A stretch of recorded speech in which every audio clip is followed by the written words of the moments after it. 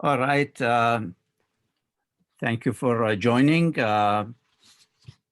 Teachers College to the World. This was the heading of the Boston Globe newspapers on July 15, 2012. Bridgewater State University traces its roots back to 1840, before the United States had a formal system of education. At the urging of the great education pioneer, Hersman, Massachusetts top education official at the time, the first teacher college in America were formed. Bridgewater, which started in the basement of the town hall, hopefully you will see it when you, at least the location when you visit us in the normal days, was one of them. Today, Bridgewater produces more teachers, I'm quoting the Boston Globe, for the state than any other school. It is also proudly making its mark on the international stage, spreading knowledge of the craft of teaching to the developing world. Today's International Partnership Forum attests again to the commitment of Bridgewater State University to the international engagement to work with its international partners in the world. Welcome to this meeting. My name is Dr. Jabbar Al-Obaidi, a professor of media studies and communication technologies, and the academic director of global engagement. I would like to welcome you again to this first ever virtual meeting. But before I introduce Dr. Winkaito, please allow me to share with you again some organizational points. Let me admit this. Yes. One, please post your full name and email address on the chat. We will call on your distinguished university. The president or a designated delegate should introduce the institution and the delegation. At this point, it's my pleasure to introduce Dr. Winkaito, professor and scholar of history. He became the founding associate provost for global engagement and the senior international officer and the leader of the Munich Institute for Global Engagement at Bridgewater State University in July 2018. Dr. Winkaito became the founding assistant provost for global engagement, and he has visited most of the countries that they are actually sharing their time with us, and probably knows half of the people on this call. Prior to his job, he created the Asian Studies minor and served as the Munich Institute's academic director. As the CIO of the university, he is responsible for overseeing international operations, including partnership and exchange agreements, global academic programs, study abroad, international student and scholar services, and special projects in global engagement, such as the Mandela Washington Fellowship for Young African Leaders program and events with the word Boston. Dr. To, the floor is yours. Thank you so much, Dr. Al-Baidi. I cannot thank enough all the distinguished guests, presidents, vice presidents, deans, and directors who take the time to join us today under very difficult circumstances for the last year, but also in different time zones all over the world. Particularly appreciate our guests from Asia who joined us late in the evening. At 10 p.m. in Japan and Korea, at 9 p.m. in China, Hong Kong, Taiwan, and also 8 p.m. in Cambodia. I also appreciate all the European guests who join us, sometimes during your Easter holiday break, and basically you're not back at work yet. And also appreciate our guests from the Middle East who are ready for Ramadan, and also on a Friday, usually it's a very holy day for you as well. I know that the time may not be convenient to all of you. When we sent out the invitation a few weeks ago, and I was really gratified that all our partners are willing to join us for this meeting. Under normal circumstances, it's very difficult to organize such a forum. It would have taken us 3 months or 6 months to plan it. And we have to fly everyone to Bridgewater to join the meeting. It's not common to have a video summit, but the pandemic has taught us that Zoom can bring us everyone together. So today we are represented by distinguished guests from all 6 continents. Actually, the only one is missing from that is Australia and New Zealand. I don't want them to participate at 1 a.m. or 2 a.m. of their time. So folks are joining us from 8 a.m. of your time to 10 p.m. You know, this is really an amazing gathering of universities, institutions, and partners that we work with from almost 20 years to just recently. So some of us have known most of you for years, and some of our dignitaries have visited Bridgewater State before, while some of you are only the first time meeting us. And also, we just signed some agreements or renewed some agreements with your distinguished institutions. No matter how long your relationship with us has been, you have brought so much to our institution and contributed a lot to our global engagement in all areas of faculty research and exchange, student exchange and learning opportunities, and also international relations in general. So I cannot thank all of you enough for joining us today. And I would also remiss not to mention the Minnick Institute for Global Engagement and all the staff who work in the office to make international engagement possible at Bridgewater State University.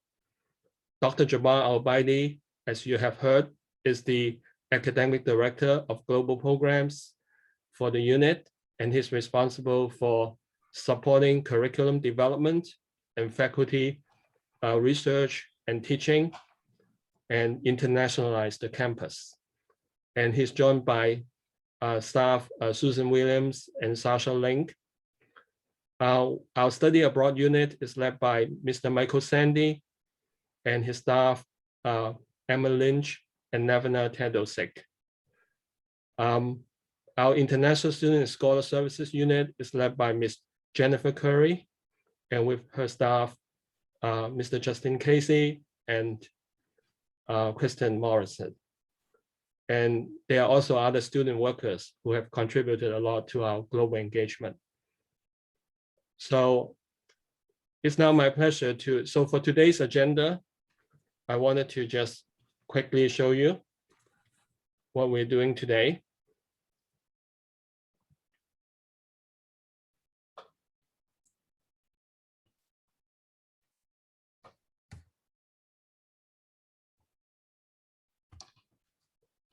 If I can go full screen.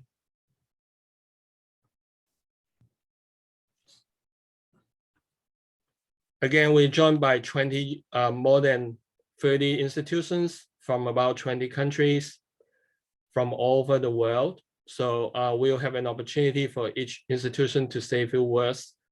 Because we have so many institutions, we ask not institutions just to briefly introduce themselves, but not to give a statement about the university. And we'll have a time for discussion. So after the opening remarks, we have our President Clark will give a presidential address. And then we have the introduction of international partners. And then we'll have an open discussion about opportunities and challenges for global engagement in the present day. And finally, last but not least, our distinguished provost, Dr. Karim Ismaili, will give a closing remarks. And the meeting will officially end at 10:30 our time. And after that, if there are other partners who would like to stay a little bit longer to have a personal consultation, this Zoom room will remain open for another 30 minutes. Now it's my distinguished honor to introduce President Fred Clark, President Clark is the 12th president of Bridgewater State University. He became president since July 2015. And prior to becoming the president, he was the vice president for external affairs, and actually was the person who oversaw all global engagement along with all the external affairs activities. Both President Clark and Provost Ismaili have worked on supporting global engagement. So they are the fearless leader of our university about expanding our reach to the world. So we turn the floor to President Clark. Dr. Toe, thank you very much. And you don't get to say this in a meeting too often, but good morning, good afternoon, and good evening to all of you. I really want to welcome all of you to this conversation, and I see many of our friends on the Zoom squares. It's good to see all of you doing well and hopefully staying safe. What a year. What an amazing year. And let me just say, and I'm sure you'd agree, it's never been more difficult to be in higher education, but at the same time, it's never been more important for all of us to do our work. I want to thank you at the outset for your continued partnership and your friendship. And while the global pandemic has disrupted so much of our lives, the technologies that we increasingly depend upon to keep us connected might have created some new opportunities. And today's meeting is a perfect case in point. Perhaps we have an opportunity to deepen our relationships and the learning experiences we provide to students through a mix of in-person and virtual learning opportunities that might not have been there before. So we look forward to exploring those new opportunities with each one of you. Today, I want to assure you that Bridgewater State University recommits itself and reaffirms itself to each one of our partnerships. We fully intend to reinvest in and reinvigorate each partnership with all of you to enhance student exchanges, faculty exchanges, service learning, and capacity building opportunities with you. We are deeply invested in not just continuing, but expanding our connections with you. That's our commitment today. Even through the pandemic, BSU engaged with partners over the past year, and we have pivoted fully, as I'm sure all of you have, to virtual global engagement, virtual classes, virtual lectures, virtual international student meetings and programs, virtual advising, virtual internships, and so on. For example, over the past year, we were fortunate to receive a grant from the American Council on Education, and BSU was able to offer course-based virtual exchanges with peers from other countries. Here's two examples. Some of our students who are here taking physical education classes at Bridgewater partnered with one of our partners in Japan. Japanese and American students worked in groups. They compared each other's physical education systems and practices. The students we spoke to from both universities saw opportunities to enrich their course offerings by incorporating aspects of each other's physical education curriculum in their future classrooms. Another example, a separate exchange connected a political science class taught here at Bridgewater with an international relations course taught at Yonsei University in South Korea. Those students researched and debated different systems of government and electoral systems. As one of our physical education faculty said, during a pandemic that has isolated students, they were able to have these connections and really feel as though their world is opening up in new ways. How great is that? And one of our students had that same exact comment. And at the end of the day, what we've been able to do working together is open our students to a wider world and afford them hopefully new perspectives and insights, and ultimately advance the goals of understanding and fostering peace. I want to give you just a quick Bridgewater State update. And while the focus of today's gathering is on our international partnerships, just a minute on a few developments here on our campus. And you'll see these developments when you visit us. Last year, we were honored by the National Council on Undergraduate Research as one of the three leading undergraduate research programs in the United States of America. We're very, very proud of that. Because what makes our program special and unique is that it aligns with our core values of equity, inclusion, and providing all of our students with access to exceptional high impact practice learning opportunities. Our program has no minimum GPA requirement. We intentionally recruit from underserved populations. Undergraduate research is now fully embedded across the curriculum for all majors, so students in management and dance, as well as physics and chemistry, are all engaged. Pre-pandemic, more than 1,800 of our 9,500 undergraduate students participated in undergraduate research every year. And their participation has been directly linked to student success increases, including increases in retention. I'm happy to also report that Bridgewater has now launched our very first engineering program in photonics and optical engineering. Now, if you don't know what photonics is, and I'll admit that my knowledge was pretty thin, photons are particles of light that can transmit and process information 1,000 times faster than electrons. It's the next wave in technology. Photonics will replace electricity in so many applications and will drive a revolution in everything from computing and autonomous vehicles to cell phones and medical equipment. We have invested millions of dollars over the past 2 years in a state-of-the-art labs and equipment, and Bridgewater is now one of the only undergraduate photonics and optical engineering programs in all of New England and one of just a few in the United States. We've partnered with MIT and industry and state partners, and we're emerging as a photonics hub, training students to be engineers and technicians in such a rapidly growing field. We can't wait to partner with you in that program. And our students, who are absolutely remarkable, just like yours are, continue to achieve at high levels, and we're so proud of them. Bridgewater was named one of the country's top 19 Fulbright producing institutions among master's degree universities.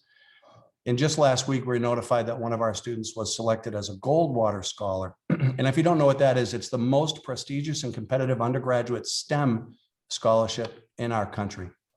We were also named the 4th safest university in the United States, and based on FBI and Department of Justice statistics. That's important to us and our students because we have every intention to return to the new normal when we come back to campus fully next fall. And just a word about the United States and its engagement in the world. Our multifaceted engagements take place within a context, and you all know it. And so I want to just spend just a minute or two to talk about the larger framework, the United States' attitudes and policies towards the rest of the world. I'm sure it's on your mind as much as it's on my mind. 4 years ago, I was in Cambodia with my good friend, the president of Panasastra, President Cole Pang, and he asked me after Donald Trump was elected and it made clear that we were closing our doors to the world, has something happened to the heart of America? I don't think so. And I truly believe that the last 4 years were an aberration. And we are certainly seeing in the new Biden administration a United States government that is re-engaging our allies and other countries to address global issues. I personally hope that this marks a return to the foreign policy consensus that existed in the United States since the end of World War II, a consensus marked by active engagement, mutual respect, and openness to the global communities. And I also know this to be true. Creating a more just, peaceful, sustainable world requires the United States to engage with its partners across the globe, as we've continued to do over this time period. You cannot manage these issues sitting behind a wall, whether it's real or metaphorical. You cannot manage these issues by insulting or browbeating our international friends and partners. We've been ashamed, frankly, over the past 4 years for that kind of behavior. The most pressing issues, pandemics, climate change, racial justice and freedom, are global issues. We see how fast contagions of many types, not just viral, can spread when we don't work together to cooperate. I don't want to be naive about this. None of us do. And unfortunately, like COVID itself, we are witnessing a contagion of hatred, xenophobia, and strident nationalism that is a global phenomenon. And as higher education leaders, each one of us need to join together across borders to combat the disease of hate and intolerance. And that work begins by forging and strengthening our international engagement and building long-term understanding. At Bridgewater State, we have a vision, and we have for decades and maybe even 150 years. We have a vision of international engagement and global engagement.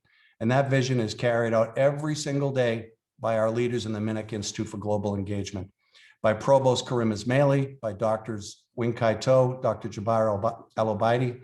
Our vision is that global education is a core competency, indeed an indispensable component of a liberal arts education.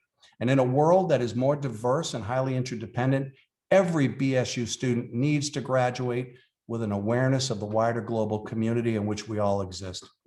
We need to provide students with a wealth of opportunities to experience other peoples, places, and cultures, whether in the classroom or through study abroad or overseas service learning projects. They need to become culturally competent in a world where your colleagues may be as likely to live in another country as in the next town. They need to understand what ties us together is more important than what separates us, and that we all have one common home. And finally, they need to break the shackles of xenophobia, celebrate our rich diversity, and become more respectful and inclusive of all peoples. Those are our goals. So BSU is looking forward to further re-engaging with all of our partners on these Zoom squares in the next couple of years for study abroad and admission of more international students, continuation of our virtual exchange, as well as academic collaborations and conferences and workshops as we all recover from the pandemic. We are looking forward to deepening those engagements and finding new opportunities, as I said before, to perhaps forge ties virtually as well as in person. So I want to just thank all of you for being with us today. I personally can't wait to come visit you in your countries and at your universities. And truthfully, I hope to be able to do that very soon. But in the meantime, if you have a chance to visit us, I hope that you already know this. Our campus is your campus, and you always have a home and good friends here at Bridgewater State University. Thank you so much. Thank you so much, President Clark, for these inspiring words and your commitment to global engagement to the guests today. And the way in which we introduce the guests is that we like to start from the countries that are farthest away from Bridgewater, later in the evening, and then going gradually to our time zone. So in no particular order, and we try to start with Asia, and then we'll move to South Asia and the Middle East and North Africa, and then Africa, and finally to the Americas, North America, South America, and so on. So now let's welcome the president of Wakayama University from Japan. We're very honored for him to join us. I don't know, Professor Nagatomo, are you here? And maybe the president can say something. Thank you, Professor To. I'm Chihiro Ito, the president of Wakayama University, Japan. Wakayama University consists of 4 faculties and graduate schools: education, economics, system engineering, and tourism.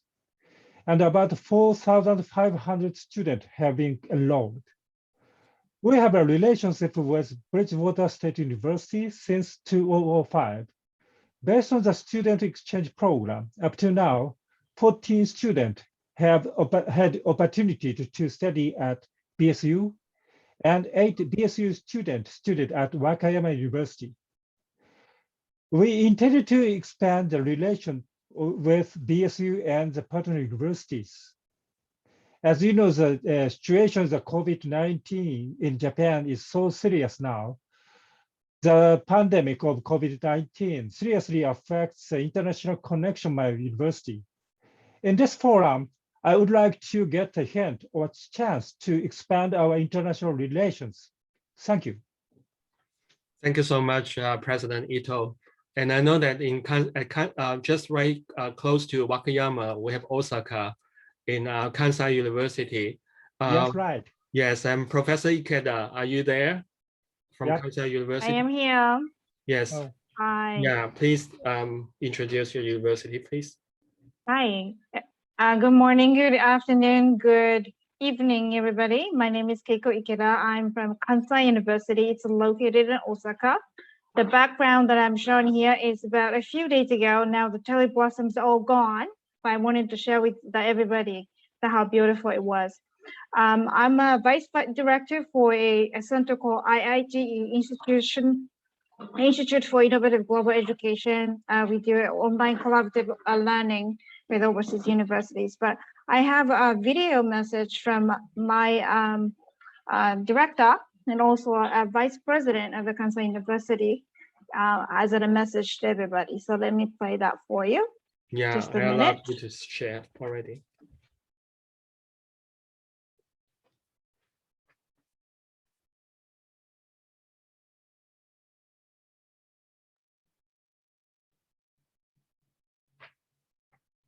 フォーラムに参加の皆様、関西大学国際部長の藤田です。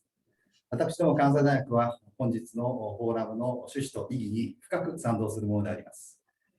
COVID-19 のパンデミックによって世界の高等教育は大きな課題とそして困難に直面いたしました。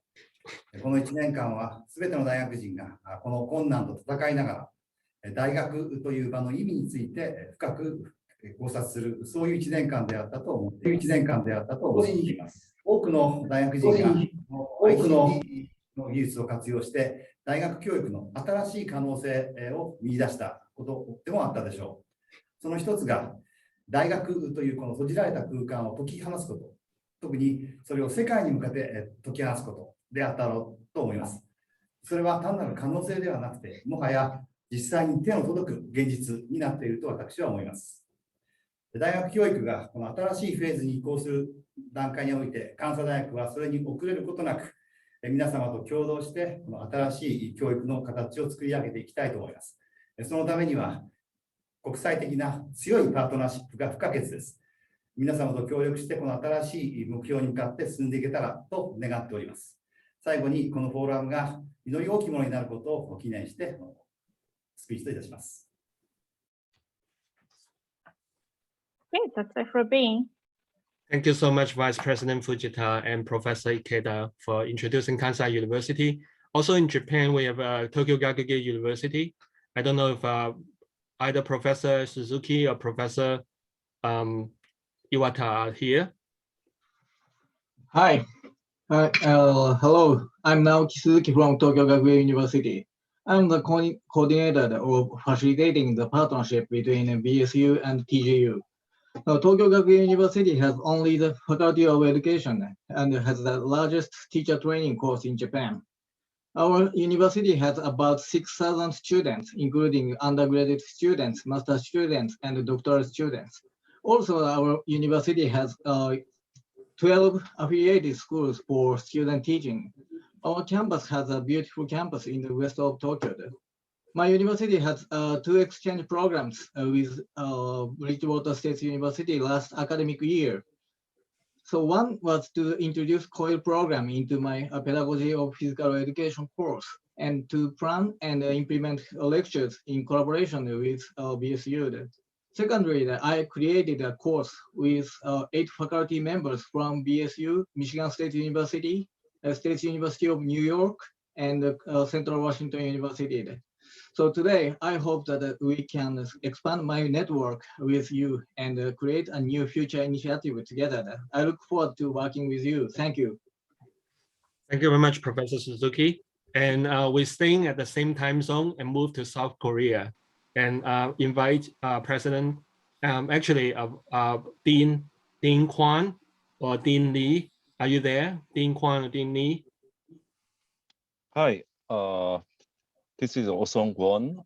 I'm a dean of international affairs in Yonsei University, Middle campus. Yonsei University is one of the prestigious university in Korea with about 25,000 students. And the Middle campus I belong to is we have about 10,000 students, and we have had a relationship with Bridgewater State University since 2012, and I'm very pleased to have a chance to talk with colleagues in the university all over the world. even though such a bad circumstance. And I think our Professor Dr.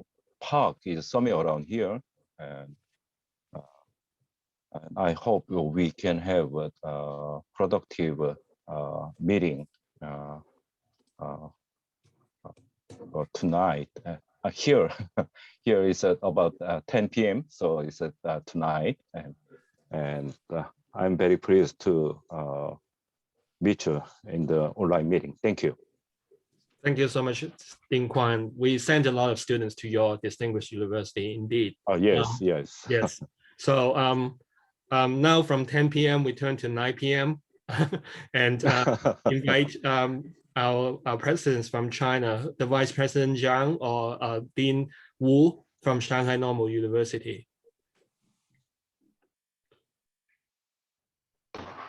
Hello, it's my biggest pleasure. This is Dr. Wu, the International Director of Shanghai Normal University.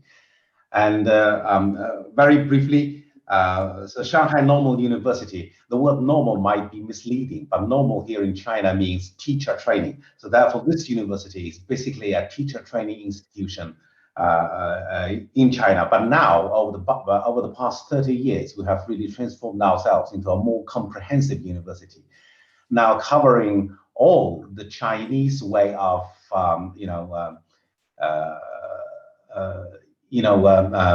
doing academic disciplines. We cover all the 12 academic disciplines except medicine. So we are a comprehensive university. Now we have two major campuses in Shanghai. One in the center of Shanghai, the other is on the coast. We have 30,000 students on campus, full-time students, and 2,000 full-time staff members. And we have 18 colleges, so internationalization actually is one of our core drivers of university-wide development. Over the past 20 to 30 years, we have developed various international partnerships across virtually across the globe, including Bridgewater State University. And to BSU, every year we send visiting scholars and students students overseas study tours. And now we are also running 10 internationally joint degree programs, and with universities in Europe, in North America, in Southeast Asia, and in Africa. So we are very pleased that we will be part of this proposed future international network, whereby our students and staff and our research will have a great opportunity to develop and at the same time, we would like to contribute to all other partner universities around the world. Thank you very much. Thank you. Thank you, Dr. Wu. And again, Shanghai Normal University has been such a strong partner with us over the years. And now I'd like to invite Professor Xia or Professor Hao from Beijing Jiao Tong University, from the International Affairs Office or the School of Communication and Language Studies. Okay, so can you hear me? Yes. Yeah, okay, thank you, Professor Wing-Kai Tu. Dear colleagues and friends, good morning and good evening. I'm Professor Xia Mingchao, Director of the Office of International Affairs of Beijing Jiao Tong University. I'm also a professor in electrical engineering. The history of Beijing Jiao Tong University can be dated back to 1896. After the development over 120 years, our university has built a comprehensive discipline system with information and management as an advantage, transportation science and technology as the features, and engineering, management, economics, science, social science, law, and philosophy. We have about 30,000 students. Beijing Jiao Tong University and Bridgewater, we have shared a long history of friendship and cooperation. Also, the COVID-19 pandemic has not only brought great impact to the university's operation and also to our existing programs. So I think it urged us to adopt more innovative and technology-intensive education methods, such as online teaching, virtual class, and other ways. I also look forward to hearing the insightful inputs of other representatives. Thank you, Professor Minkai-To. Thank you. Thank you so much, Professor Xia. Beijing Jiao Tong has been sending scholars to us so many times, and we really appreciate that. Now we turn to Vice President Kevin Wu from National Chengchi University in Taiwan. Are you there, Professor Wu?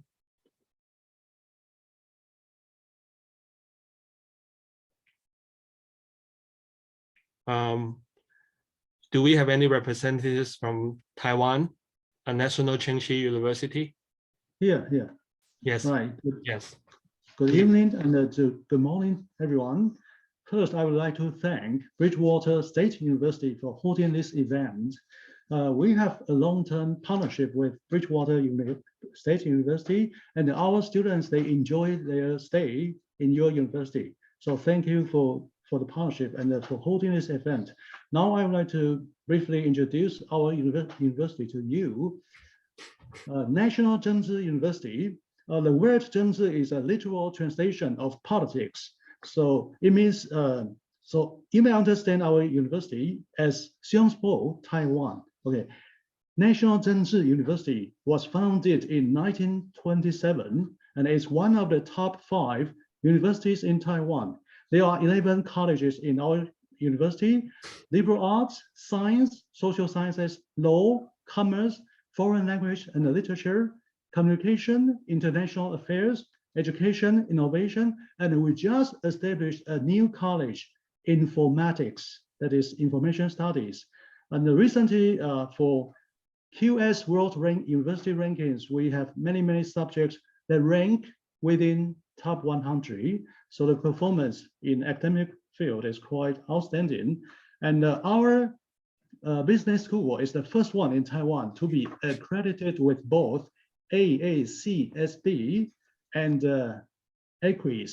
So it's quite a leading college of commerce in Taiwan and in Asia. And we are quite a leading university in terms of education and research in the fields of humanities, social sciences, and we cultivate future leaders to inspire and enlighten the world. There are more than 600 English-taught programs in our university, and we receive foreign students every lot. There are 8 English-taught programs, more than 600 English-taught courses. And we offer free Mandarin Chinese courses available for exchange students and for undergraduate international degree-seeking students. And besides, we have a very special scholarship. It's called Luojialun International Sinology Scholarship for graduate students who would like to study sinology, that is Chinese studies at NCCU. As far as the environment is concerned, we are located in the Green Valley of Taipei by the side of Taipei 101 and the Elephant Mountains. This district is called, campus is called Wenshan, and Wenshan actually has a particular meaning in Chinese, but in the literary translation, Professor Wu, we will probably have to wrap up for the next. All right, so, yes. So the meaning of this district is Mont des Lettres in French. The Taiwanese people are very famous for being hospitable. So you're all welcome to visit our campus and to study and send your exchange students to us. Thank you. Thank you so much, Professor Wu. Now I invite Professor Simon Shu from Education University of Hong Kong. Are you there, Professor Shu from Hong Kong? Please unmute yourself.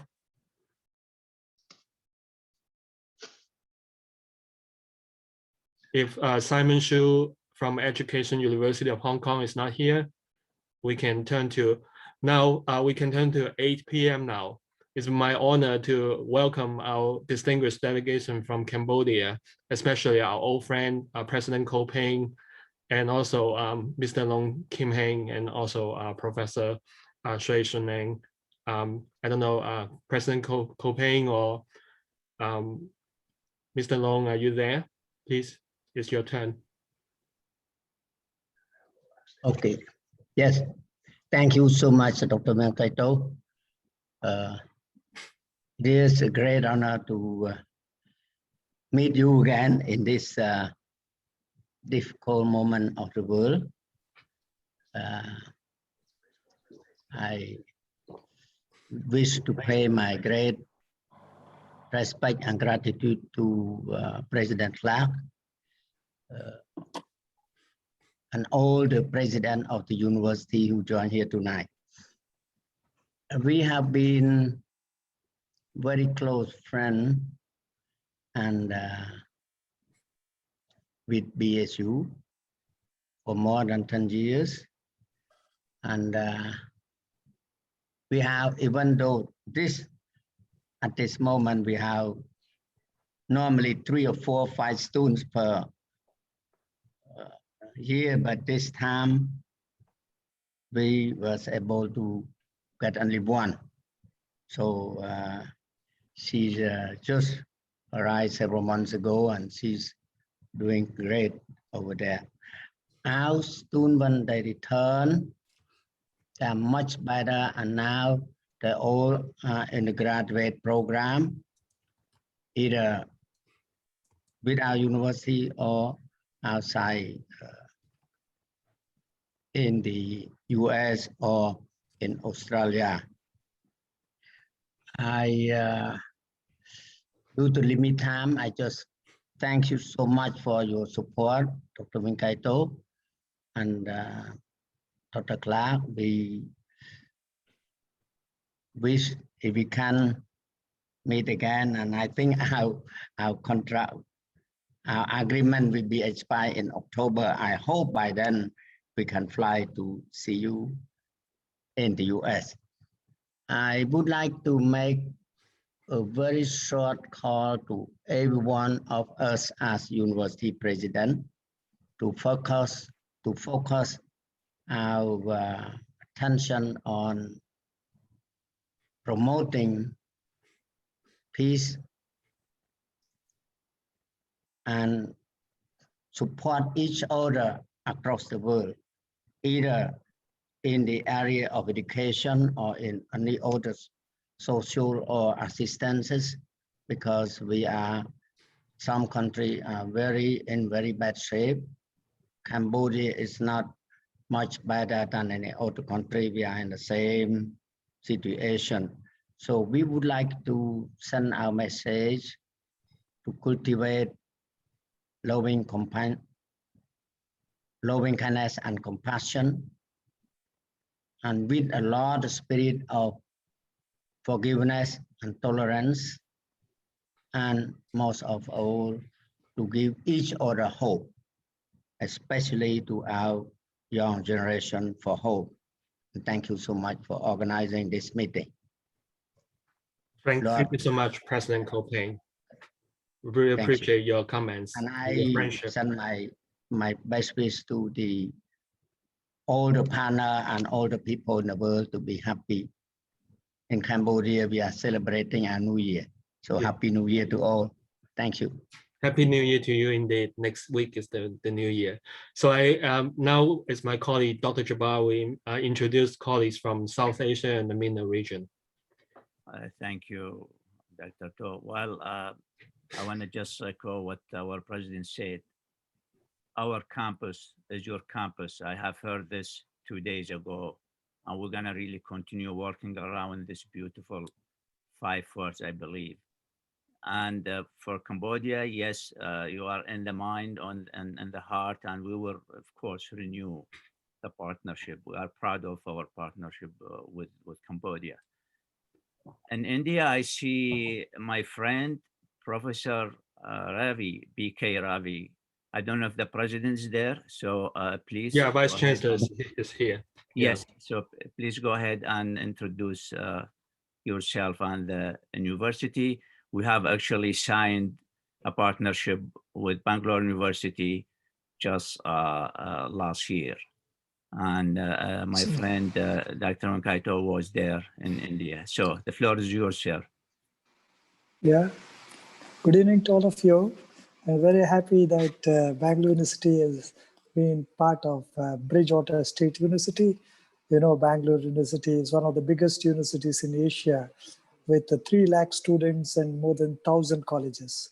So I had the opportunity to divide this Bangalore University into 3 regions: Bangalore North University, Bangalore City University, and Bangalore University. I'm part of the Bangalore University now. I've been the student of Bangalore University 47 years back, and I've been there for the last 47 years in Bangalore University, from student to now Vice Chancellor. Bangalore University is the IT capital. It is the IT city of the country. We have more than 75 courses with departments of arts, science, commerce, engineering, and law. And we have space program Chandrayaan, and we have aerospace, space technology, artificial intelligence, IoT, cybersecurity in engineering. And we have a number of programs, and we are very happy to associate with Bridgewater State University. In fact, the number of students now is 1 lakh in each one of these 3 universities. So I would like to see that Bridgewater State University also collaborate with the other 2 universities, Bangalore North University and Bangalore City University. Thank you for inviting me to this program. And my colleague, Professor B.K. Ravi, is also there, and we are very happy to associate with all the programs of Bridgewater State University. Thank you, one and all. Thank you so much, Vice Chancellor. Thank you for your hospitality last year when we visited you. Thank you so much Thank you. again. Thank you. And yes, we were in your beautiful country twice with probably 34 students. And it's a beautiful country, is immersed itself into deep history and the largest democracy in the world. So thank you, sir. We'll go to Symbiosis International University. Any representation there, please? Symbiosis International University, Law School or Institute of Management, Professor Yun Jane or Dean Binuri. Okay, I have heard none. Then, so I will move to a country that is small in its geography, large in its history and civilization, very hospitable. And I know President Clark enjoyed that country so much when he visited, along with Dr. To and myself. And hopefully we're looking forward to have our Provost Ismaili, to visit Jordan.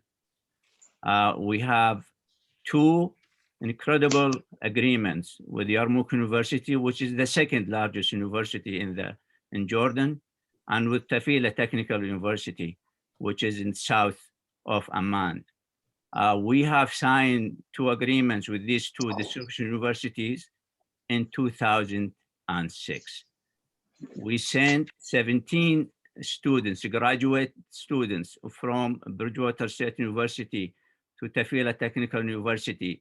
Then they got their PhD, and now some of them, they are leading their departments, and some of them, they are working with us.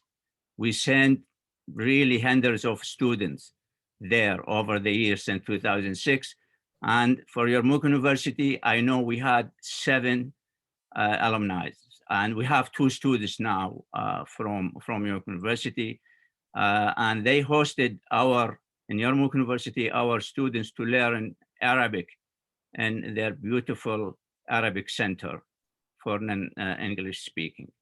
So it's my distinct pleasure to invite the president of Yarmouk University, Dr. Nabil Haylat. And thank you, Dr. Muwafaq Amoush, Dr. Riyad Al-Ma'mouni, and Dr. Ghazi Muqabla to attend in this meeting. So, Mr. President Haylat.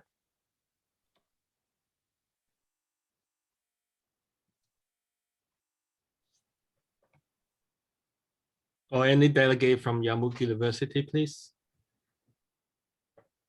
Dr. Riyad. Professor Nabil, please. Any technical problem there? Yeah, he has to unmute his voice. Okay, sorry. This is okay, expected. Is now okay? Yes. Okay. Okay, good morning, everybody. Good evening. Hello from Yarmouk University. My name is Nabil Helat, President of Yarmouk University, Jordan. I would like to thank Bridgewater University for organizing this very important meeting. Yarmouk University is a comprehensive and international university with capacity of 39,000 students and 1,100 academics. We have students from over 45 countries. We have enjoyed as well the long-standing relationship with the Bridgewater State, as mentioned previously, in terms of graduate and undergraduate cooperation for many years. We also have strengthened and expanded our capacities in terms of teaching, research, and community services and outreach, not only in Jordan, but also in the Middle East and all over the world. We have high priority to continue this academic cooperation through building together new graduate and undergraduate programs and convert the challenges that have emerged from COVID-19 pandemics to opportunities. We would like to welcome opportunities of cooperation programs such as sustainable development, climate change, as mentioned previously, environment, biodiversity, global health with social and economical impact, as well as Middle Eastern and theological studies. Not only bilateral cooperation, but as well multilateral cooperation. Thank you very much. Thank you, President Nabil Halat, and thank you for your delegation, and thank you for your generosity when during our visit, so many visits to Yarmouk University. At this point, I would like to invite Dr. Mohammed Horani, is my dear friend, Dr. Mohammed Horani, to speak for the university. Mr. President Horani. Thank you so much, Dr. Abdul Jabbar, for your kind introduction about our universities in Jordan. My name is Muhammad Khair Horani. I am the president of Tafila Technical University in Jordan. I feel really honored and privileged to attend this gathering. We really thank you so much for the initiative and the extended cooperation for the last 15 years since the first MOU between BSU and TTU was signed at 2006. The visits of senior administrators, the faculty members, and the students continued and is still going on for all that time. A joint annual conference on education has been held alternatively at Bridgewater and TTU every year. We are here today to assure you that we are ready to explore all the avenues of cooperation with the Bridgewater to overcome and adapt our educational systems under the pandemic and similar situations. We do thank the President for his warm and kind invitation to visit BSU, and I quote his statement, "Our campus is your campus." And in return, we repeat the same statement, "Our campus is your campus." Thank you so much. Thank you, President Horani. And also I thank Dr. Jalal Abdallah, the Vice President, who's attending this call, and also Dr. Khalil Katauna is the Associate to the President Office. And he was teaching actually for almost a year and a half on Bridgewater State University. And yes, thank you for this invitation. Our campus is your campus and vice versa. And also I would like to go to a country that recognized the United States, the first country in the world to recognize the United States. That's Morocco. And we have been working with the University of Sidi Mohammed ibn Abdullah for almost now 10 years. Some of the previous president and the current president visited Bridgewater State University.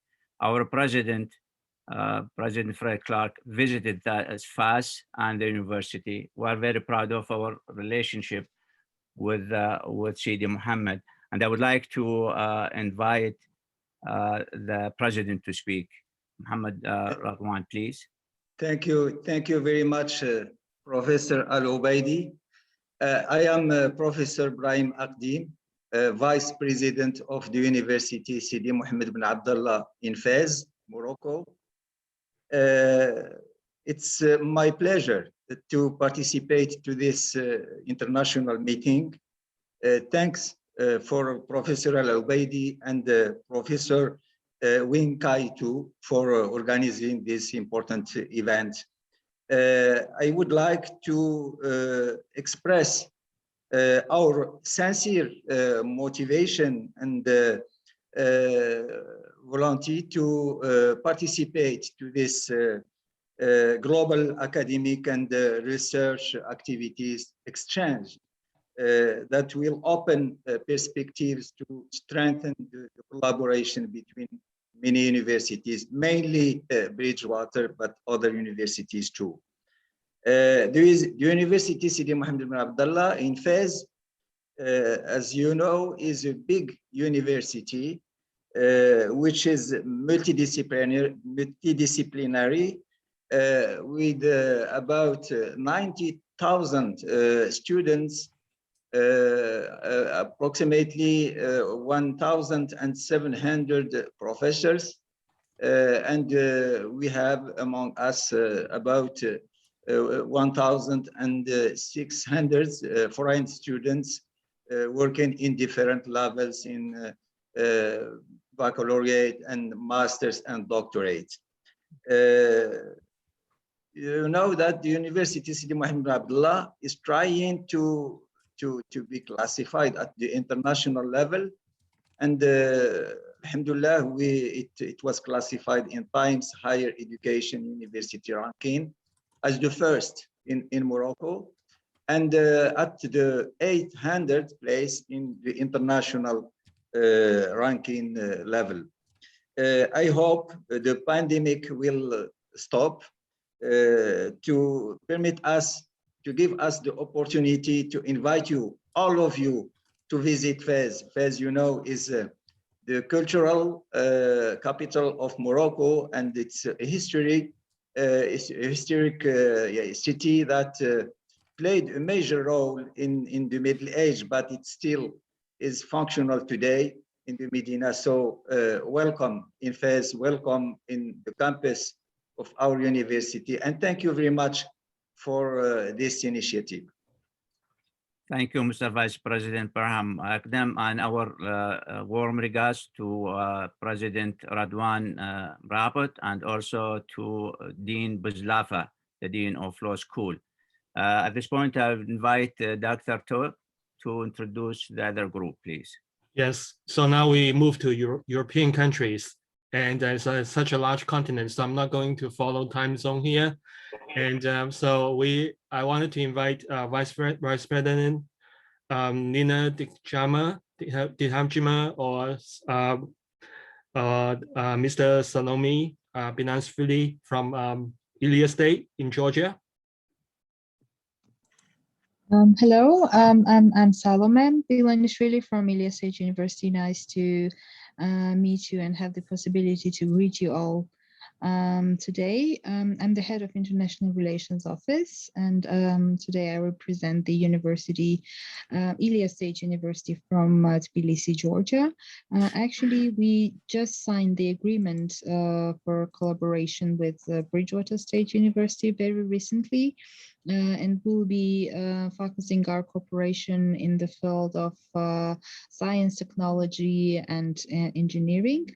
So I'm looking forward to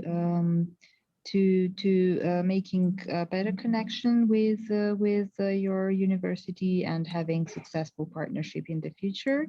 and wishing you a successful event today. Thank you. Thank you so much. Now we go to Germany, and we would like to invite Mr. Oliver Trefler or Professor Andres Teschler. Okay, yes. Good afternoon from ESB Business School. My name is Andreas Taschner. I'm the program director of our undergraduate program in logistics, which is cooperating closely with BSU. Maybe a quick intro to our institution.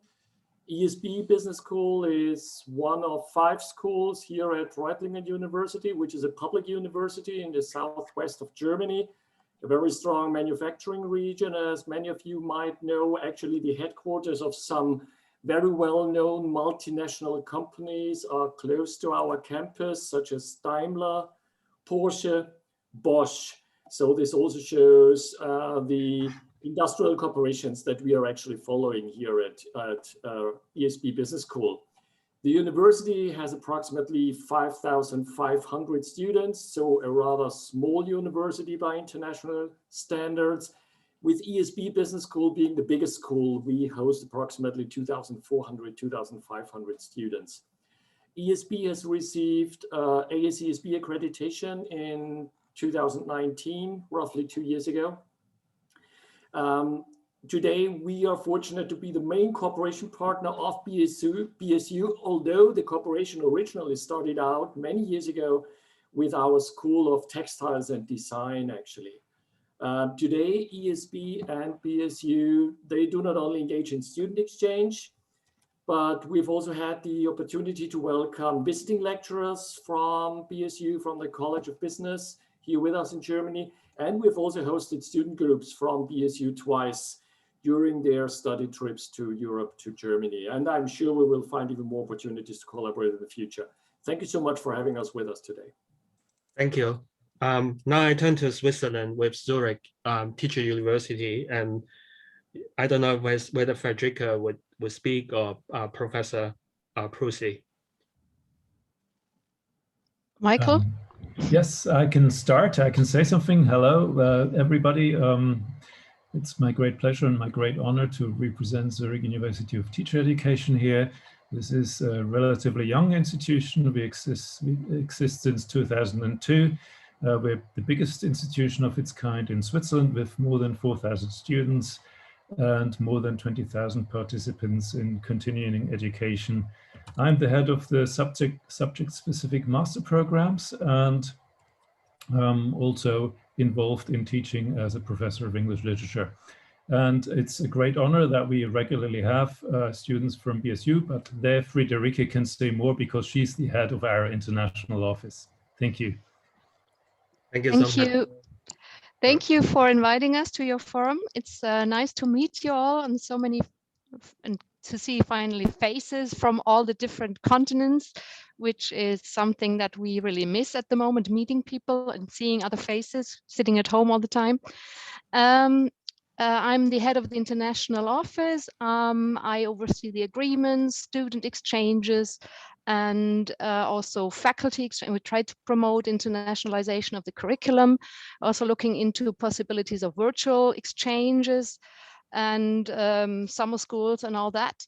So we are specialized university for teacher education, and in the city center of Zurich, directly in the city center. So if you come to Switzerland, it's easy to reach us. I can put on an animated slideshow in the chat. If you want to know more about our institution, you're welcome to look at it and contact us. So I leave the word because the time's up. Thank you so much, Director Hodge. And speaking of Teacher University, one of our closest partners for the longest time was Marino Institute of Education. So I don't know whether President O'Doherty or Vice President Dean Durgan will be here. Yes, President Doherty will address you. Yeah. Thank you very much. And thank you, President Clark, for your generous invitation to be here today. We are delighted to be part of this network. Marino Institute of Education has been a partner of BSU since 2004, 2005.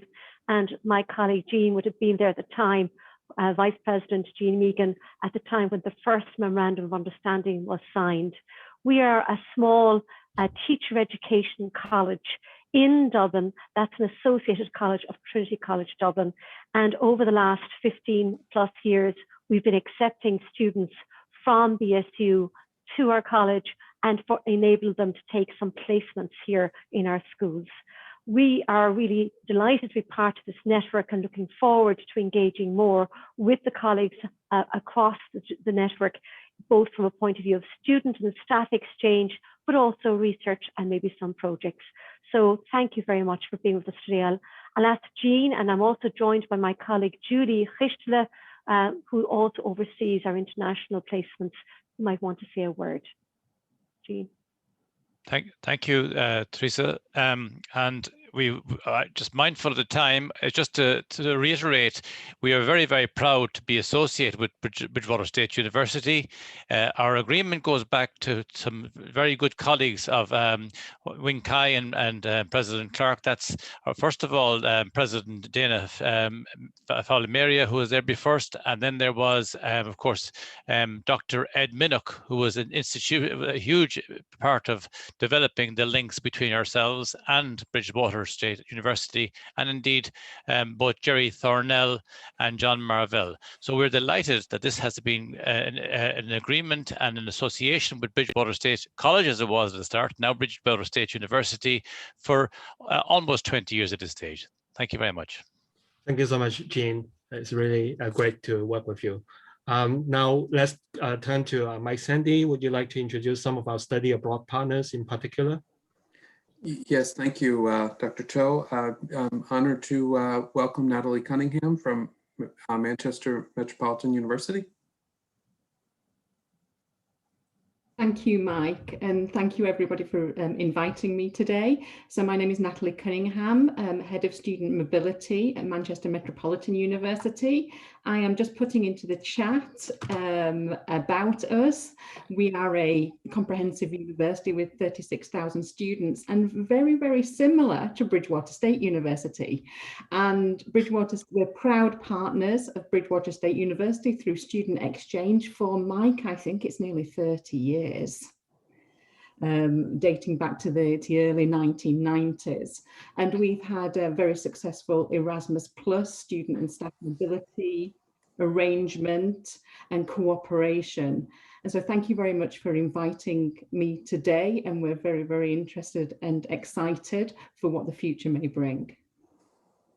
Thank you, Natalie. I'm also happy to introduce Professor Tomazos from Badia Hellenic Studies.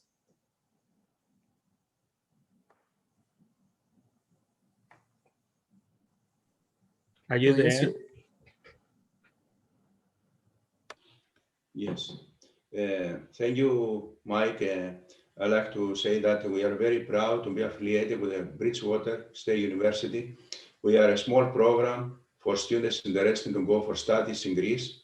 We are affiliated with the best Greek state universities like Aristotle University from Thessaloniki, University of Macedonia in Thessaloniki, University of Aegea, and also Center for Marine Research. And it is our hope that we continue for many years to have this beautiful affiliation with the Bridgewater State University. Thank you very much and congratulations for the meeting today. Thank you, my friend. I'm glad to introduce President Pavangello and Dean Merva from John Cabot University. Hello, everybody. I'm Franco Pavangello. I'm president of John Cabot University. JCU is an American overseas liberal arts university in Rome, Italy, and was founded in 1972. We are accredited by the Commission of Higher Education of Middle States Association since 2003 and are candidate for accreditation with AASCSB. We offer 14 major, and every year we welcome hundreds of degree-seeking students and visiting students from the USA, Italy, and more than 80 other countries. We are honored to be partner of Bridgewater State University, and I want to thank President Clark and Bridgewater for the invitation to this important event, which the COVID-19 pandemic has made so relevant by showing us how we are all just one big human family. So thank you very much for organizing this, and I look forward to the meeting. Thank you. Thank you, President. And our colleague from University of New York in Prague, Tim Smetana, excuse me. Yes, thank you, Mike. Hello, all. Greetings from Prague, Czech Republic. My name is Timothy Smetana, and I manage the Center for Global Engagement at the University of New York in Prague, UNIP for short. UNIP is a small private institution located in the heart of historic Prague. Although we're small, around 800 students, we're quite an international institution with over 660 nationalities represented in our student body. Our classes are taught entirely in English in the American education style, and due to our partnership with SUNY Empire State College, most of our students earn a double degree, one with American accreditation and the other in Czech accreditation. It's a pleasure and honor to join this forum, and I look forward to the conversations and communications ahead. Thank you. Thank you, Tim. And on behalf of API Study Abroad, I send greetings from Julie Littman, who needed to step away. Julie's Vice President and co-founder of API. We've been partnered with them since 2005, and they've just been a wonderful study abroad partner, sending our students and taking care of them, as all of you have, as they go and study overseas. So thank you. Dr. Toe? Thank you so much, Mike. Now I would like to invite my dear friend, Angelo Lopes Barbosa, to introduce our distinguished guests from Cape Verde, Angola, and Brazil. Thank you. Good morning. Welcome to everyone.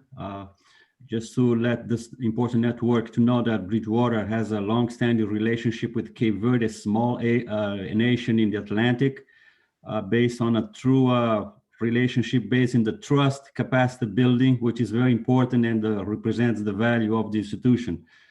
In this call, we have with us friends from the Lusophone speaking countries that I think is important to bring to this network. So I would first call President of University of Cape Verde, Dr. Judith Nascimento, please.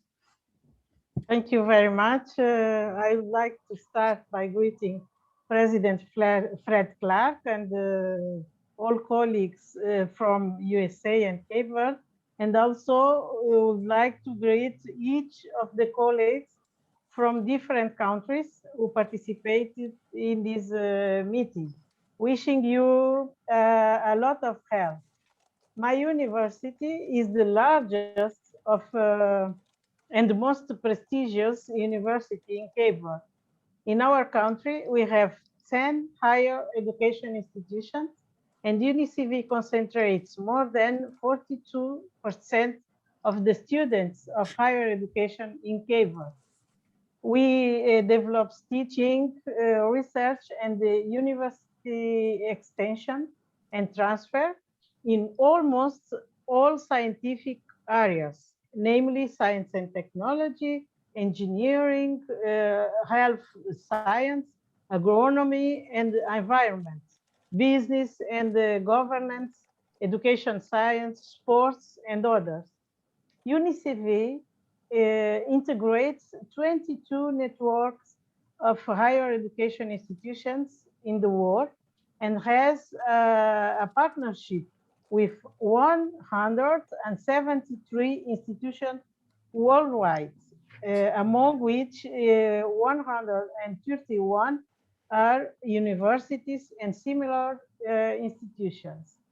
Within the framework of the signed agreements, our students, our teachers, and staff participate in academic and scientific exchange programs, contributing to the internationalization of the University of Cape Verde. We are beating on the consolidation of our teaching, research, and knowledge and technology transfer policy to society and companies.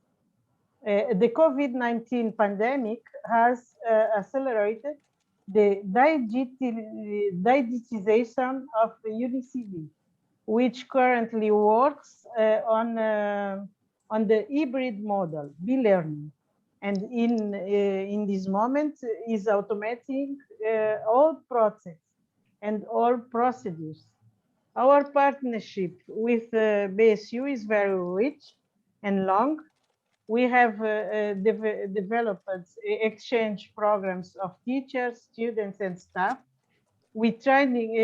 We have agreements with to training programs and advanced teacher training programs. Our university is very happy and very honored to be able to join this network of institutions to strengthen higher education in the world. And I would like to invite you, all of you, to visit Cape Verde and to visit our university. President Fred Clark, we will be delighted to once again welcome you and the colleagues at BSU. I thank you for your attention. It's a very good opportunity to exchange it and to reinforce the internationalization of our university. Be safe and take care. Thank you very much.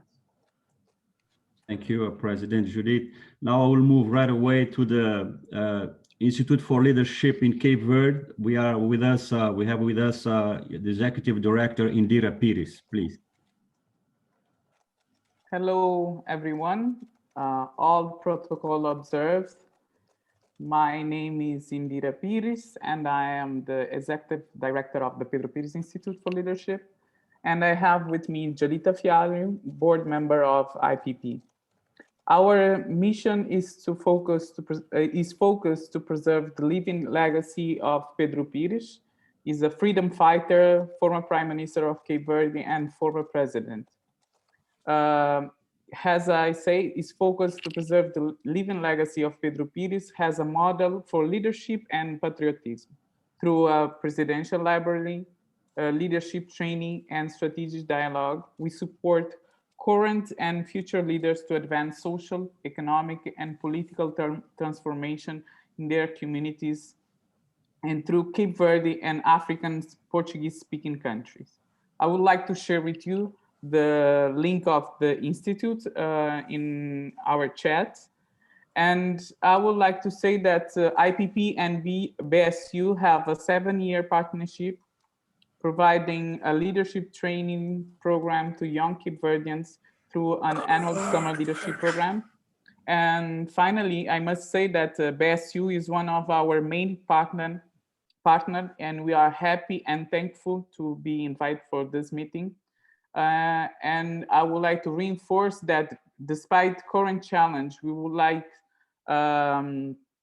to reinforce our partnership with the BSU, and through our own network, we are available also to help BSU to connect to other African countries. Thank you very much. Thank you, Director Indira. Now we are going to move to Angola. I would like to invite our distinguished guest and friend, Dr. Eurico Gongula, who is the president of Oscar Ribas University. Please, Doctor. First of all, I would like to thank the president of the Bridgewater University for this invitation, because it is a very big honor to make part of this meeting and say a few words about the Oscar Ribas University, that is a small university here in the center of Luanda. We start this cooperation between 2018 with Bridgewater University. Even though we didn't sign as yet, we are looking forward to start it soon. So here in Angola, we have worked with the embassy that is trying to make all the best so that this cooperation between higher institutions from Angola and the United States and other countries, we can, how can I say, finalize during the actual context of science, technology, innovation, entrepreneurship, and others goals that Angola is trying to face nowadays. So for us to say a few words about Oscar Ribas University is a very young, it has only 13 years, and is trying to strengthen this cooperation with the Bridgewater University and other institutions. For me, this is a very big honor to participate in this meeting, and we will do all the best so that in the next days we can sign this cooperation and start, how can I say, the visit from Americans research to our university to know more about Angolan education and try to give us some ideas to work together. Thank you very much for this opportunity. Thank you, Dr. Angola. Now we're going to move to Brazil. I would like to invite a special and dear friend, Professor and Dr. Silvio Miyazaki. He's the Director of International Relations at the University of São Paulo. Please, Silvio.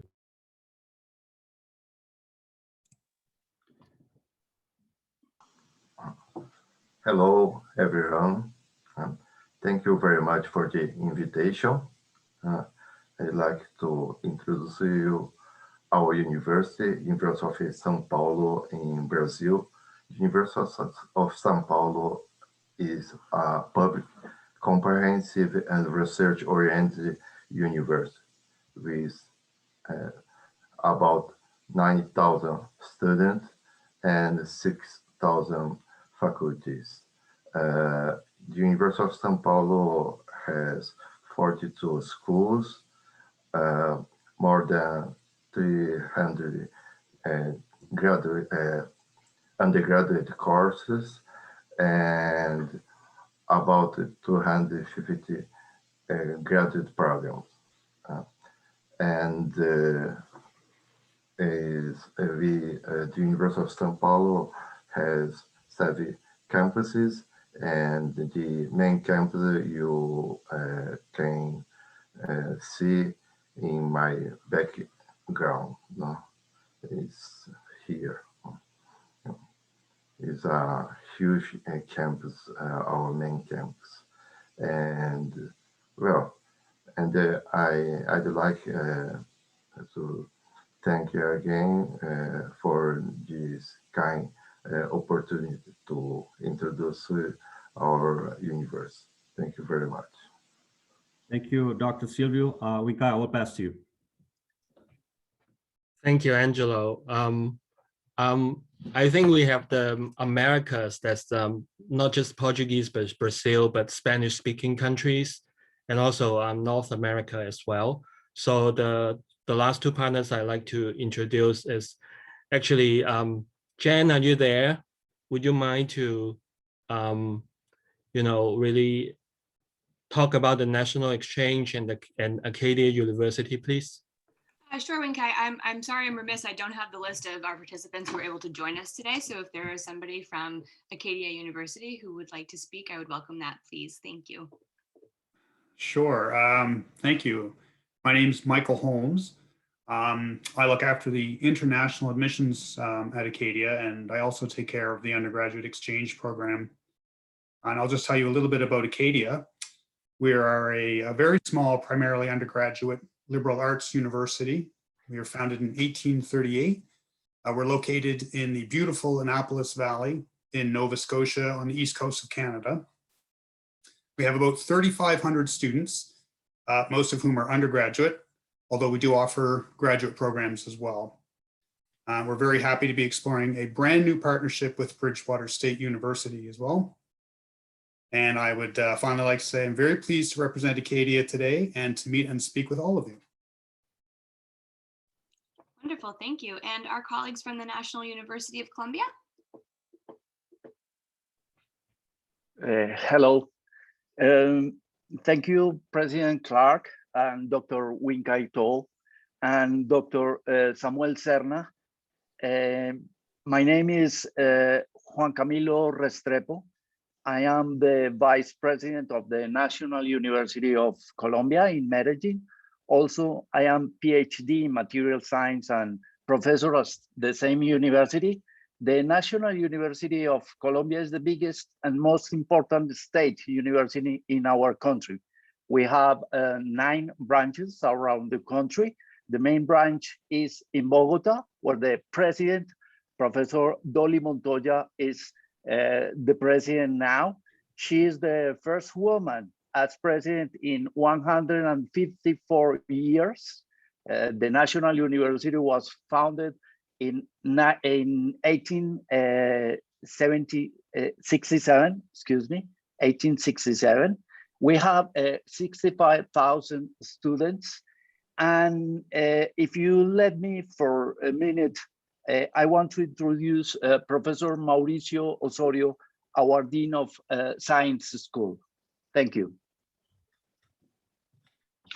Thank you, Professor Juan Camilo. My name is Mauricio Osorio. I am the Dean of the Faculty of Science here at the Medellin branch of the National University. It's for me a pleasure to be here. I want to thank the university, the Bridgewater State University, for this opportunity and for the opportunity of bringing us together all the work here.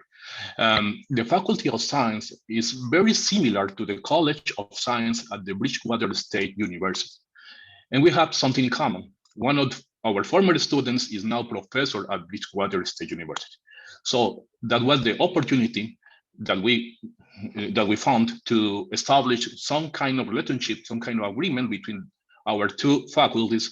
Now, just for now, we are working on a specific project, but we hope to extend this to a lot more projects, not only here at the Department of Physics, but also in the entire faculty and the entire university.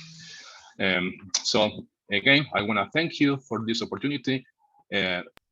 Because of the COVID-19, we don't have the chance to meet in person, but we hope that in the near future, you can come to Medellin, or we can go to Bridgewater State. Thank you. Thank you so much. Thank you.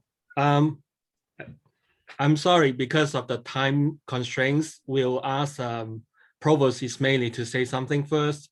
And if the guests could stay for the next half hours, you're welcome to stay, and we have another discussion, just very brief discussion. But if you cannot stay, we understand that. May I invite Provost Ismaili to say some words? Thank you, Dr. To. I will be brief. First of all, I just want to thank all of our partners for joining together, regardless of what time it is where you are. I want to thank Dr. To, Dr. Alabaidi, the staff of the Minnick Institute for Global Engagement for bringing us together. I was listening very intently to the words that were shared, and I just want to focus on a few themes that emerged. You know, a lot was said about innovation, harnessing the power of technology and creativity as we move through this very challenging period. I heard words about new futures, new possibilities. It was an incredible range of disciplines that were represented by these institutions. And there was, of course, a focus on internationalization. I also want to just recognize President Cole Peng's poignant reminder for us to be mindful of the higher ideals that we can all strive for. So what I would like to share with you as provost is that the Institute for Global Engagement, our Institute for Cape Verdean Studies, is open and willing to facilitate an ongoing conversation amongst all of us of what the future of global engagement will look like, but also importantly to recognize, and I believe that Angela Barbosa talked about this, that this is a network of support, and that our partners here can also connect with one another to serve our students, to serve our faculty, to think about some of the challenges and opportunities we face. So again, I want to thank all of you for being here, and I look forward to future steps where we can meet either virtually or in person. So thank you again. Thank you, Provost Ismaili. And again, now is the official end of the program, but we're going to go to a meeting mode, gallery mode. And so we can have some informal networking if any folks who are able to stay. We want, I have a few questions in mind about, the future. And I actually would like a very quick update from Jan Curry and Mike Sandy about our situations here at BSU, if they don't mind. Just mentioning what we are planning for the fall semester, please. Sure, Dr. Toe. I can go first, Mike, if that's okay. So we here at BSU for our inbound international students and scholars are accepting applications. I think I've worked with many of you partners so far on your nominees for fall or spring. So we're moving ahead with admitting our exchange students, which we're very excited about. We were quite lucky at BSU where we were able to continue admitting students this past year. So it was so great to have them still on campus.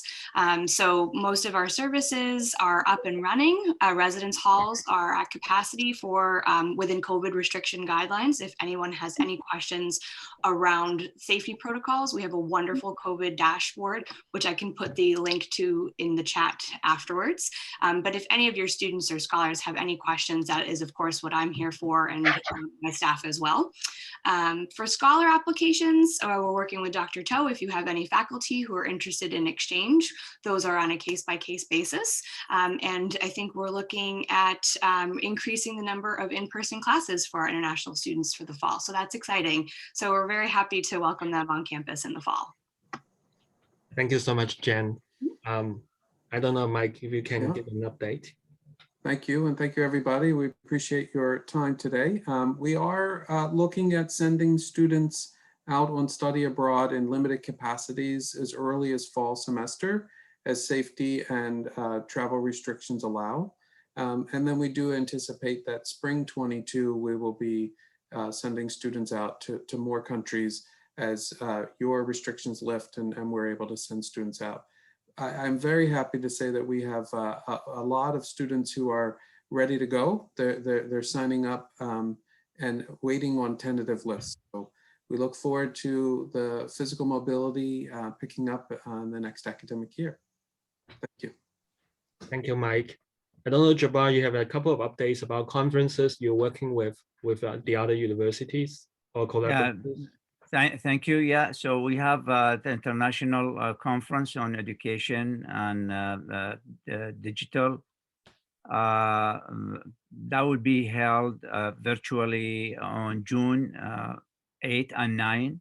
And I put the information there, and Dr. Khalil Katauna also I put the link for you there. So invite all of our colleagues from different universities to join, please. If you have any question, you have my email is in the chat. You can send me an email message, and I will provide whatever information that your colleagues need from us. It's in English and Arabic. The English, of course, we're going to take care of the abstracts and the approval of the abstracts and acceptance to participate. It is free and it's hosted by TTU, but jointly organized by Sidi Mohammed ibn Abdullah and our Bridgewater University. We've been working just jointly between TTU and BSU. But now, thankfully, Dr. Mrabat, the president of Sidi Mohammed ibn Abdullah, agreed since actually last year, but then because of the virus, coronavirus, that we delayed it, we postponed it.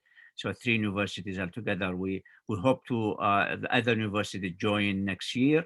And June 22, that's 2022, will be held on ground in Fas in Sidi Mohammed. So that will be like a real celebration and a reflection, positive reflection for our gathering today. Also, I just sent a message that, and it's I heard this the word peace. So I would like to put a conference, international conference about peace, education, and social justice. That will be in spring. We will together again decide on the certain themes. But this is important because as also Provost Ismaili mentioned creativity and technology, and I think creativity and technology can serve the cause of peace throughout the world, and so collectively we can work together to make that happen. Also, I would like to invite you to join our efforts to get some grants, because there are some federal grants. Now I'm actually the co-chair of a good grant. We got it from the U.S. State Department from Washington. We've been working on this and we want to expand it. So we'd like to have more collaboration in that area.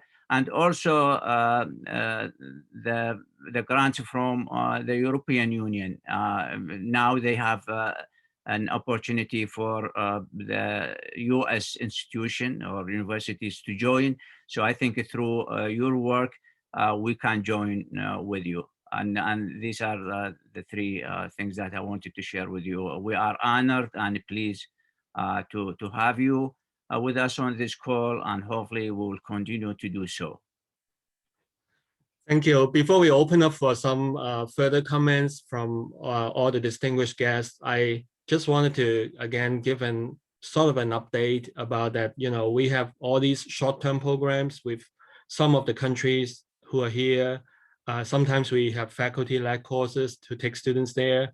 So hopefully next January or next summer, we can do that. The student teaching part that we send our student teachers to your countries, usually they arrive, they leave in October, mid or late October. So that's really a wait and see approach. But we really like to see whether you are open your border. If your border is opening to the United States by September, or you know things will be improving, then we can have more physical exchange. If our border is opening more in September, it's easier for students to get visas. We definitely really want all the exchange students to be able to safely arrive to us. So it's very important for us to maintain the student exchange program, even though it might take another year to go back to the numbers we have for that. Likewise, for the physical activities, we really hope that 2022 will be a different year than 2021. Next year, it will be more free and everyone can travel and you know, between the countries to be very normal again. But before that, there are opportunities for us to work together virtually. So I really want to extend an invitation for this network to have a virtual exchange program next year, in the sense that we can do some course exchanges and also some collaborative learning classrooms. So I will have a list of email addresses for the participants. And if any institution is interested in connecting virtually in the online platform with us, I will be happy to facilitate that conversation. And hopefully we will have an opportunity for students to meet each other, just like what we did with Tokyo last semester. And I know that we only, you know, we have another 20 minutes if you are able to stay. So we invite your comments. Anyone who likes to say something about whether your country is open or not, or whether you're expecting students to come to your campus, or whether you're sending students abroad, and whether you'll be going back to normal or not in the fall. You can unmute yourself and speak if you like, or raise your hand using one of those two functions. Okay, Natalie. Natalie. Thank you. At Manchester Metropolitan University, we're pleased that we have been able to remain open throughout the pandemic, switching between blended learning to virtual learning as the restrictions have changed in the United Kingdom. I think for us, it's really prompted us to question kind of the level of and the depth of internationalization that we have on our campus, and perhaps the missing dimension of the virtual engagement, which we have pockets of expertise across the university and some really good work that's going on, but not university-wide. So we're currently looking at how we can, within our policy level, widen our scope of internationalization of education from student mobility through to all types of engagement. And what we're doing this year is that we are running a few virtual programs, and we're looking to open them this summer to our partner universities. And in the same vein, we also have a Learning and Teaching Festival running in June of this year, which I'm going to post the details for. And anybody within this network forum is welcome to sign up to the Learning and Teaching Festival, which is for academic and non-academic staff. There are going to be themes of building communities, widening horizons, and preparing for the future. So I think this is what we have been thinking about and what we are progressing at Manchester Metropolitan University. Thank you. Thank you so much. Yeah, so we've been doing COIL, which is collaborative international learning online. So we have this with Japan as well as in South Korea and with Jordan, TTU. And I know some of our colleagues, they have actually previous experience with virtual exchange program and COIL. So this is an opportunity actually to beat COVID-19 now and in the future. Hopefully we're not going to have any pandemic, but you never know. But this is an opportunity for us to do this kind of exchange, especially for students. If students are very important for us, and also invite you to probably explore the idea of undergraduate research. I mean, we have really one of our signature in terms of undergraduate research, and that's not graduate, undergraduate, which is the engine of the future for higher education and for most of the countries, especially developing countries. So as Dr. Taub mentioned, please unmute yourself and say comments or propose something. Unmute yourself, Wankaya. Dr. Simon Shu, please. You had your hands up. Yeah, thank you.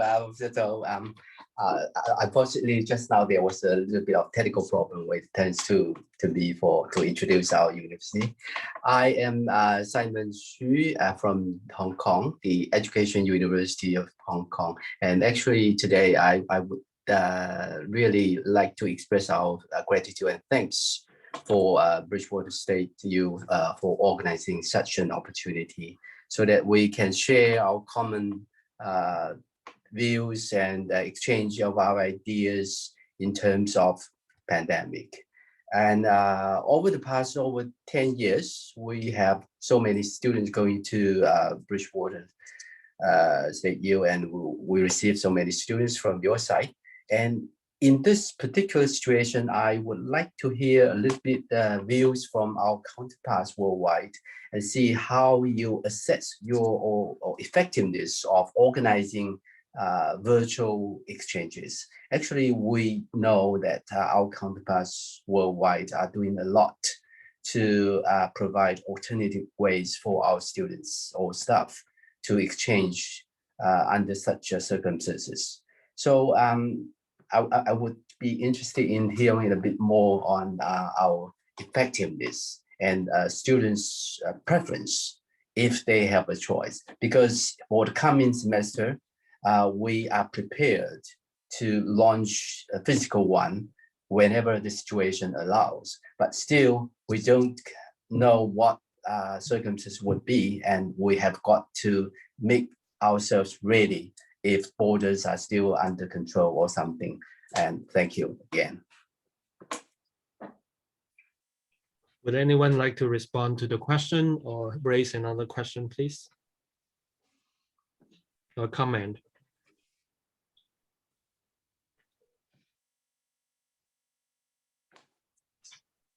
I think Julie from Marino. Thank you, Winkai. And first of all, just again to echo everybody else's words of thanks to all of our colleagues in Bridgewater for organizing this event. And what's really coming out for me is the warmth of relationship that all of the partners clearly have with you And I think that really is the starting point for internationalization, our positive relationships and starting those relationships. So I think it's great that we've all been able to come together today and make that first step, hopefully, into some new relationships with new institutions around the globe. And also maybe just to echo how actually easy it is to maybe make those connections. I know we've had some virtual international classrooms with some of your colleagues there in Bridgewater, and it is simple as starting a Zoom call and getting students talking and getting staff talking. So hopefully that's something, if anybody is interested in doing that with our students in Marino, our staff in Marino here in Ireland, we're really looking forward to that. And also maybe just to flag that in the area of student research, it's something that's core to all of our undergraduate programs. And we have a student teacher education research conference happening on the 15th of April. So everybody is more than welcome for students or faculty to join that conference and to hear from student researchers. And I'll pop the link into the chat now. Thank you, Julie. Madam President from UDCV.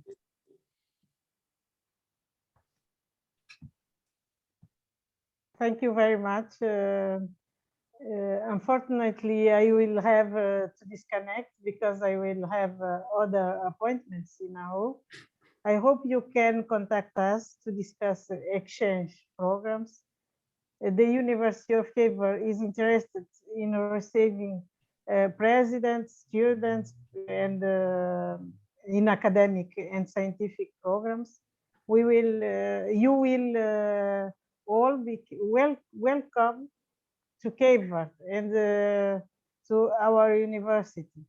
Take care and protect yourself. It was a very good pleasure to be with you in this meeting.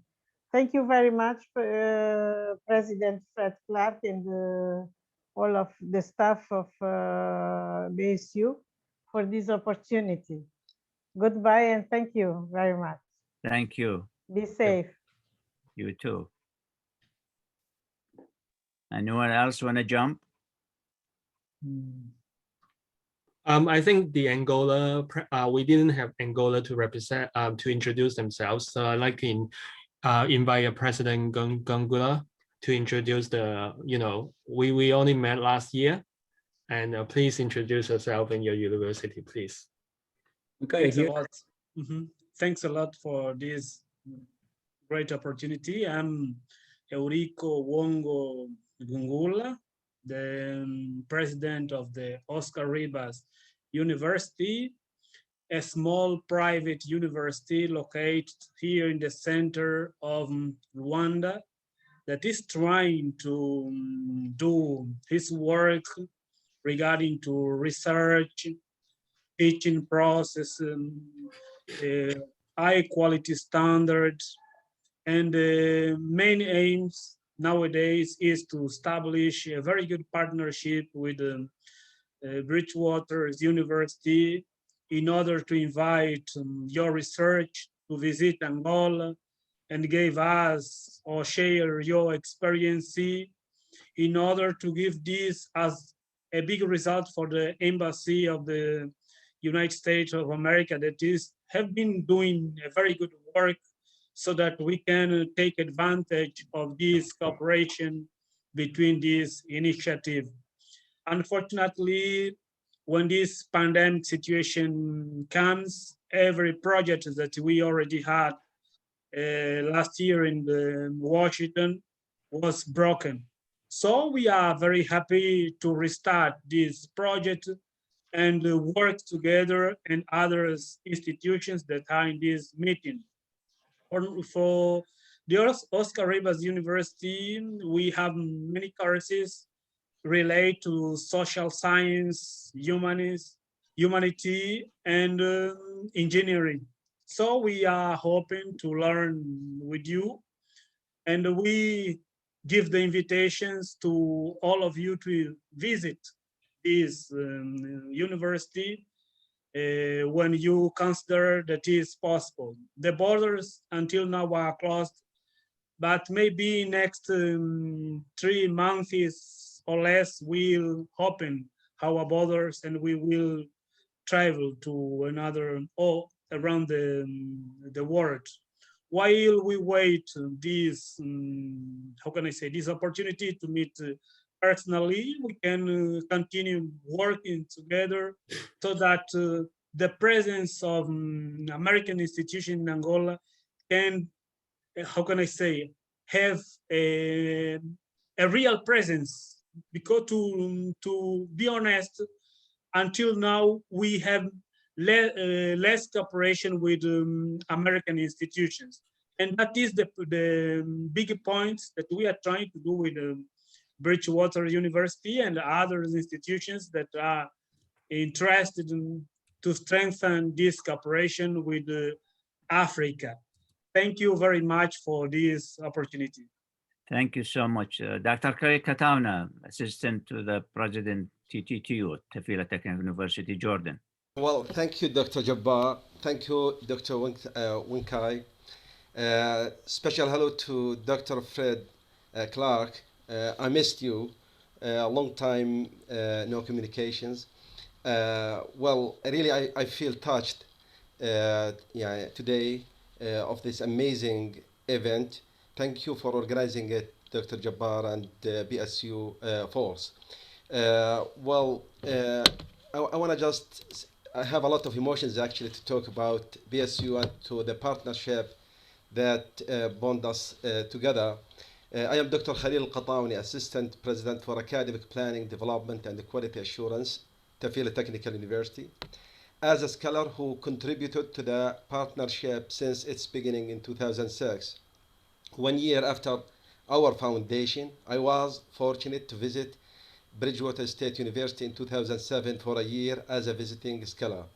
My experience there tells me that Bridgewater State University is always a warm home for partners. I'm honored to join this thrilling gathering, actually. This gathering stands as a witness for BSU trustworthy, credibility, and commitment with its partners. Tafila Technical University, a technical education in Jordan, is fortunate to partner with BSU since 2006. Since that time, we did a lot together. Dozens of our teaching staff are graduates of BSU, and many of the visited BSU campus. Our teaching staff visited BSU campus as well. An annual joint conference that Jabbar just announced on education has been happening since 2006, alternatively, once in our campus and the other year at BSU campus. TTU firmly believes in its partnership with BSU and will work hard to take it further and further. Let me highlight Jabbar on the conference. The conference is coming soon, and this is I would say, the closest event that we can see some of you, some of the friends here attending this event. The conference is on education, and as I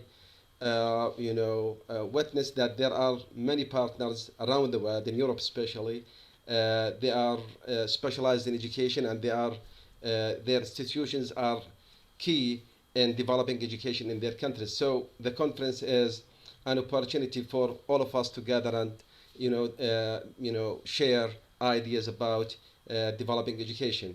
Well, Jabbar, I have a lot of thoughts how to develop our partnerships, especially to resume the exchange programs for students and for teaching staff. Still, we can we can talk about this later, and I think we can resume the board studies programs for students, because I know it's very important for you, and it's very important as well for our students. And hopefully we can overcome this crisis, and we will meet physically and exchange physically as well. Thank you, Jabbar, for this opportunity. Thank you, everybody, for giving me this opportunity and inviting me to attend this event. Thank you. Thank you, Dr. Yeah, unfortunately, we have 3 minutes until the end of the hour. So I'd like to just say a few words to talk about the next steps after this meeting and what we hope to achieve. And definitely, I think this is really, as I said, it's a wonderful occasion, a very rare occasion to have so many leaders around the world and all our closest partners around the world to get together in the same place it shows that all of you, the 20+ partnerships we have, are our strongest partners over the years, from 20 years to the last 2 months. We are planning to do a lot of work with all of you, and whether it's student exchange or virtual exchange or faculty exchange or academic collaborations, or even degree programs collaborations. We really welcome the idea of maybe having a 4+1 conversation, or 3+2 conversation, that your students finish your undergraduate degree and consider to come to Bridgewater, just like some other partnerships, to work in our master degree program. We welcome your application to our online degree programs as well. And because now, as we know, with Zoom, the world is open to everyone. We can develop joint online certificate programs together as well. And I also like to take this opportunity to say that we're looking forward to have students doing service in your countries as well, if possible. So we used to go to Belize and other countries, Cape Verde and many other countries, to do service learning. So we hope to continue this program as well. But last but not least, I hope that we can form a mini network, if we will, because I don't think it's too productive to have 25 countries to be in one big network, because our focus is a little bit different.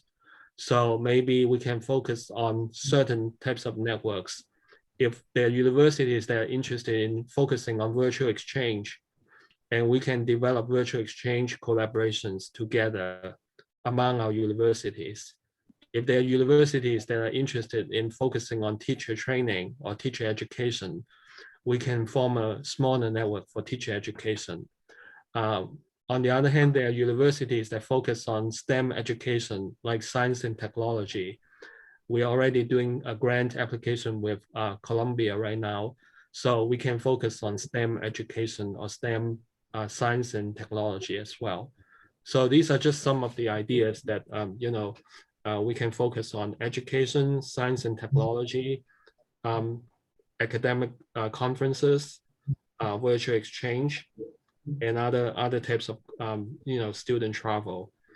So we really wanted to emphasize that if you already have students applying to us, please keep us posted whether the students are able to come in September. We really want them to be arriving safely, and if we are able to send our students to your campus, and we'll be keeping in touch with you to talk about our students, whether it's in the fall or in the spring next year.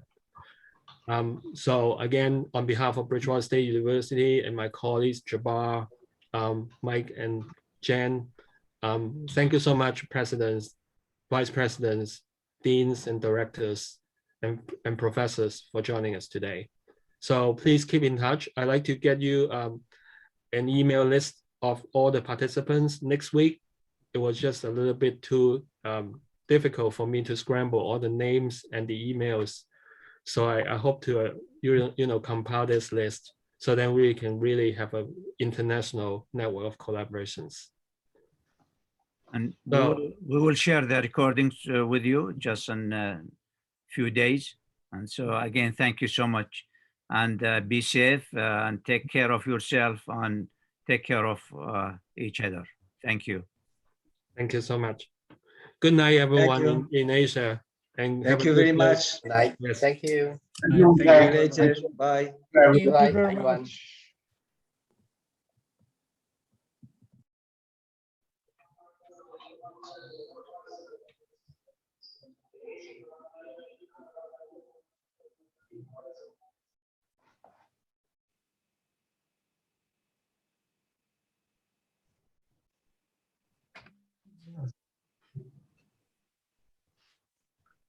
Good night, everyone. Bye-bye.